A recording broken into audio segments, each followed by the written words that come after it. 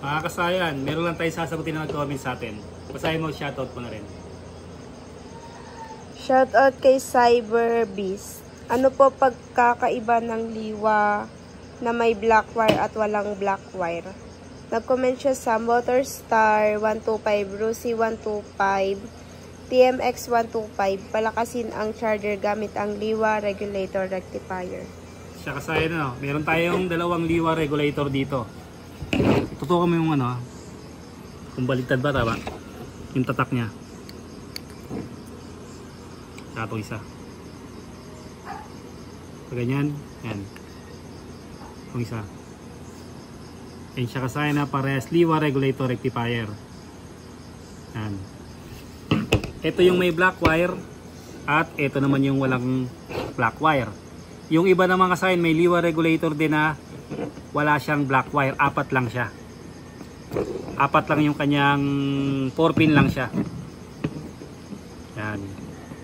Kagaya yung nakakabit sa ano sa Motorstar EasyRide 125, apat lang siya laliwa.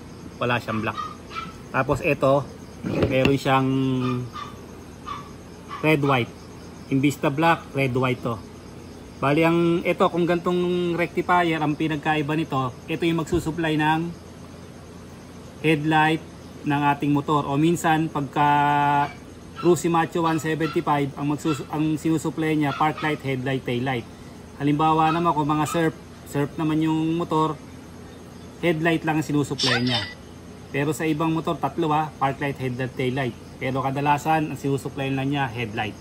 Bali ang tawag sa kanya ay regulator drive. Ito yung nagdadrive ng kanyang headlight. Ito naman pagkakaiba niyan, mas malakas mag-charge yung ano, yung ating liwa regulator rectifier, yung original yung ano GY6 na ginagamit natin. Ito yung pagkakaiba, mas malakas to mag-charge. Dito kahit mas marami kang mag-accessories, mas madali niyang mapunuan yung battery sa ginagamit mo. Kaya niyang ano, halimbawa marami kang ilaw, tapos nagpatay ka ng ilaw, mabilis niya kagad napapalitan yung kinukonsumo ng yung mga ilaw. Ito yung pinakamalaking kaibahan, kaya ito talaga pang recommended ko na ano na charger, kaya ito yung gamitin mo. Liwa regulator rectifier. Ito okay din naman to. Okay din naman yung gantong charger, pero kung gusto mo lang palakasin dahil marami kang accessory, ito yung gamitin mo.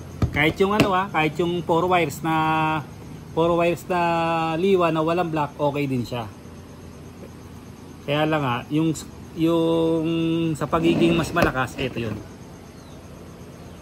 Ito yung mas malakas mag-charge. Yun lang yung pagkakaiba niya kasi regulator drive to. Yan, regulator yung nagdadrive sa kanya. Pag nasupplyan to ng ano, ng stator, itong dalawa na to, ito pupunta to sa battery. Yan. Tapos ito, may supply na to. Yan magagaling yung ilaw. Yun lang kasayan yung kasagutan natin sa nag-comment sa atin. Sana meron siyang konting natutunan para gumamit siya ng mas malakas na charging para sa load ng kanyang motor. Hanggang dito na lang mga kasayan. Salamat sa panonood.